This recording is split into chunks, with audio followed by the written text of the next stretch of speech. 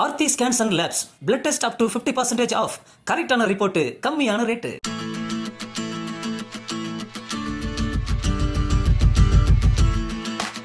அனைவருக்கும் என் அன்பு வணக்கம். இந்தியாவில், குறிப்பாக தென்னிந்தியாவில் சீர்திருத்தக்காரர்களில் தொடக்க நிலையில் வாழ்ந்தவர் என்று நாம் கேரளாவை சார்ந்த நாராயணகுருவை சொல்லலாம். ஐயா பெரியார் அவர்களுக்கும் வயதில் மூத்தவர் அவர். திருவனந்தபுரத்துக்கு அருகில் இருக்கிற செம்பழுத்தி என்கிற ஒரு சின்ன கிராமத்தில் பிறந்தவர்.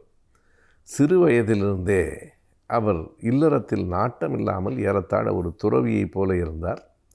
ஆனாலும் அவர்கள் குடும்பத்திலே அவரை கட்டாயப்படுத்தி திருமணம் செய்து வைத்தார்கள். இருப்பினும் கூட அவருடைய மன வாழ்க்கை வெற்றிகரமாக இல்லை என்று தான் சொல்ல வேண்டும். அவருடைய மனைவி இறந்து போனதற்கு பிறகு முழுமையாக 23வது வயதில் துறவியாக ஆகிவிட்டவர் நாராயணகுரு.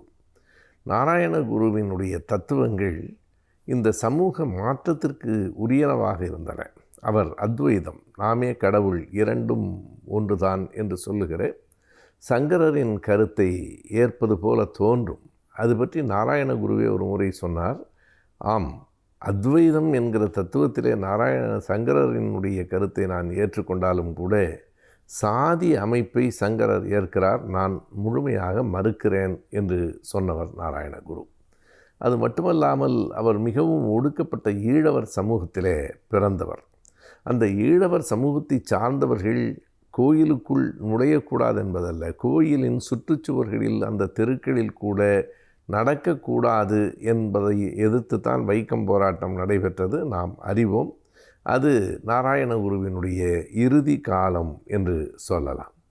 நாராயணகுருவினுடைய தத்துவம் என்ன என்று கேட்டால் மிக எளிமையாக எல்லோரும் ஏற்றுக்கொள்ளக்கூடியதைப் போல அது அமைந்திருக்கும். ஆனால் அதற்குள் நுட்பமான பகுத்தறிவு சிந்தனை உள்ளடங்கி இருக்கும். அவர் சொன்னார், ஒரே கடவுள், ஒரே மதம், ஒரே சாதிதான் என்று அவர் சொன்னார். இது ஏறத்தாழ பிற்காலத்தில் திருமூலரினுடைய சொற்களை எடுத்துக்கொண்டு அறிஞர் அண்ணா அவர்கள் சொன்னது போல ஒன்றே குலம் ஒருவனே தேவன் என்பது போல இருக்கும். நாம் எண்ணி பார்த்தால் ஒரே சாதி என்று சொன்னால் அவர் சாதியை மறுக்கவில்லை என்பதாக ஒரு புரிதல் வரும். கவனித்து பார்த்தால் சாதி ஒரே சாதி என்றால் சாதி இல்லை என்றுதான் அதற்கு அடிப்படையான பொருள். அதுதான் மிக நுட்பமானது. சாதி ஒரே சாதி என்பது சாதியினுடைய இயல்பே ஏற்றத்தாழ்வுடையது, மேல் கீழ் என்பது. அதாவது ஒன்றுக்கு அடுத்து இன்னொன்று என்கிற வரிசை உலகம் முழுவதும் இருக்கிறது. சாதி அமைப்பு என்பது ஒன்றுக்கு அடுத்து இன்னொன்று அல்ல, ஒன்றின் கீழ் இன்னொன்று. இதுதான் மிக கவனத்தில் கொள்ள வேண்டிய செய்தி.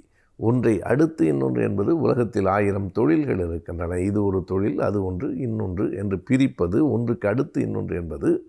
ஆனால் சாதி என்பது ஒன்றின் கீழ் இன்னொன்று. 1000 சாதிகள் இருந்தாலும் 1000 சாதிகளில் 2 சாதிகள் கூட ஒத்த நிலையில் இருக்க முடியாது. இதைவிட அது கீழ் அல்லது இதைவிட அது மேல் என்கிற நிலையிலே இருக்கும். இதை உடைப்பதற்கு தான் நாராயணகுரு சொன்னார், சாதி இல்லை என்றால் இந்த மக்கள் ஏற்க மாட்டார்கள், ஒரே சாதி, ஒரே மதம், ஒரே கடவுள் என்று சொன்னவர்தான் நாராயணகுரு அவர்கள். அவர் அந்த வைக்கம் போராட்டத்தினுடைய காலகட்டங்களில் இறுதியில் இருந்தார். அப்போது அவர் வயது முதிர்ந்த நிலையில் இருந்தார். இருந்தாலும் நாராயணகுருவினுடைய தத்துவங்கள் கேரளாவிலே முதலில் பரவின. அதற்கு பிறகு அது தென்னிந்தியா முழுவதும், இன்றைக்கு நாம் சரியாக சொல்ல வேண்டுமானால் இந்தியா முழுமைக்கும் கூட நாராயணகுருவினுடைய பெயர் அறியப்பட்ட ஒன்றாக, நாராயணகுருவினுடைய தத்துவங்கள் ஏற்கப்பட்ட ஒரு பகுதியினராலாவது ஏற்கப்பட்ட தத்துவமாக இருக்கிறது.